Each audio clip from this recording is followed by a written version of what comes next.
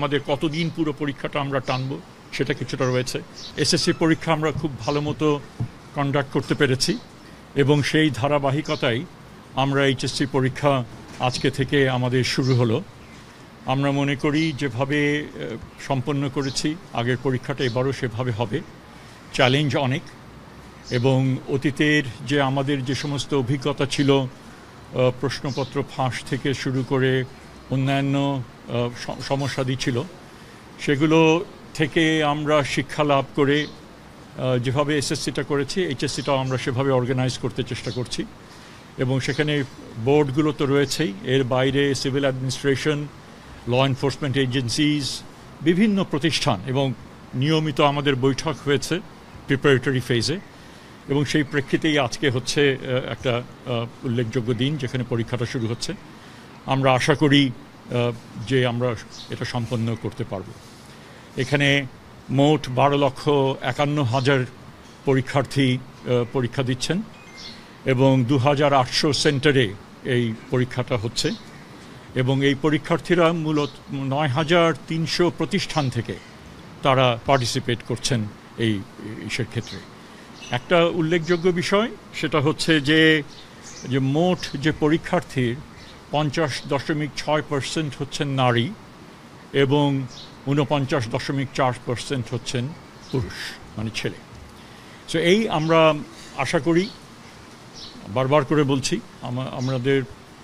আমাদের জানা মতে আমাদের তেমন ত্রুটি ছিল না। আমরা চেষ্টা করেছি ভালো মতো যেন হয় এবং আমরা আশা করি যে আমরা ভালো মতো এটা সম্পন্ন করতে পারবো এবং দ্রুততম সময়ের মধ্যে রেজাল্ট সেটাও আমরা পাবলিশ করতে পারবো।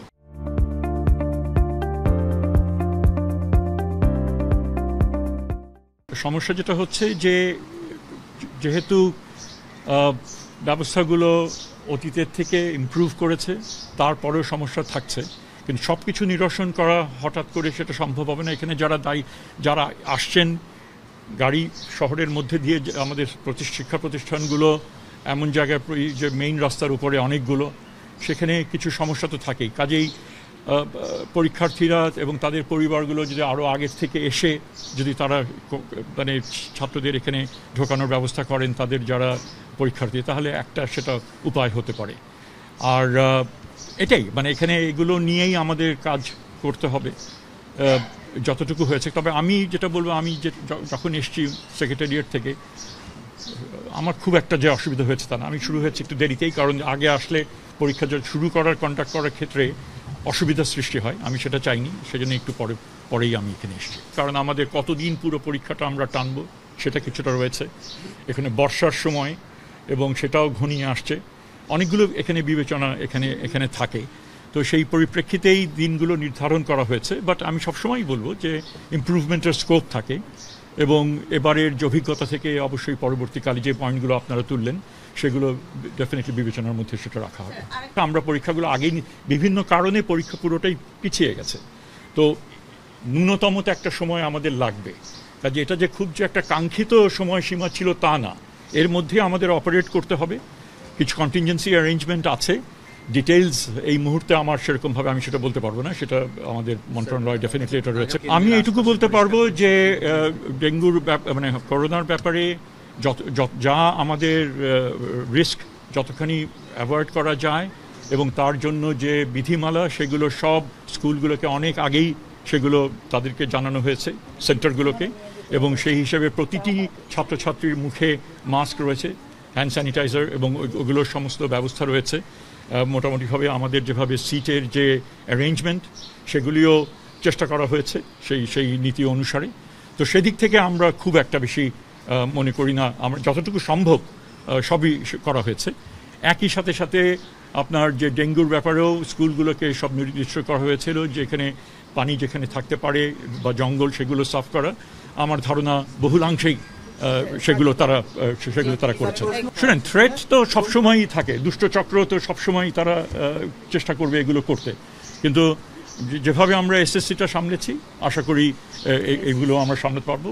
এবং যতটুকু করণীয় অনেক আগের থেকেই প্রশ্নপত্রগুলো নির্দিষ্ট জায়গায় সেগুলো নিয়ে যাওয়া, সেগুলো একটা হেফাজতে রাখা এবং পরীক্ষার কিছুক্ষণ আগে সেই সেন্টারগুলিতে নিয়ে আসা, সব কিছু মিলিয়ে খুবই মানে একেবারে ডিটেইল প্ল্যানিংয়ের মাধ্যমে সেগুলো করা হয়েছে।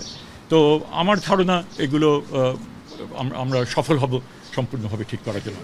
প্রশ্নপত্র দেখার আমার সুযোগ হয়নি, কারণ আমি চাইনি ইভেন পরীক্ষার হলগুলোর মধ্যে ঢোকার, কারণ আমি ঢোকা মানে হয়তো ক্যামেরাম্যান ঢুকবেন অ্যান্ড অল দ্যাট। সো আমি বারান্দার বাইরে থেকে যতটুকু উকি দিয়ে দেখা যায় ততটুকুই দেখেছি, এবং যাতে ছাত্রছাত্রীরা যেন লিস্ট ডিস্টার্বড হয়। তবে সেটা হয়তো ছাত্রছাত্রীদেরই জিজ্ঞেস করেন, তারা বলুক। এবং আমি নিশ্চিত যে হয়তো অনেকে বলবে খুব ভালো হয়েছে, কেউ কেউ বলবে খারাপ হয়েছে। তো এটা পারসেপশনের ব্যাপার, তাদের প্রিপারেশনের ব্যাপার, তার উপরে অনেকটা নির্ভর করে। আমাদের দিক থেকে চেষ্টা ছিল নির্ভুল প্রশ্ন দেওয়া, দেখি সেটা কতদূর সম্পন্ন হয়েছে।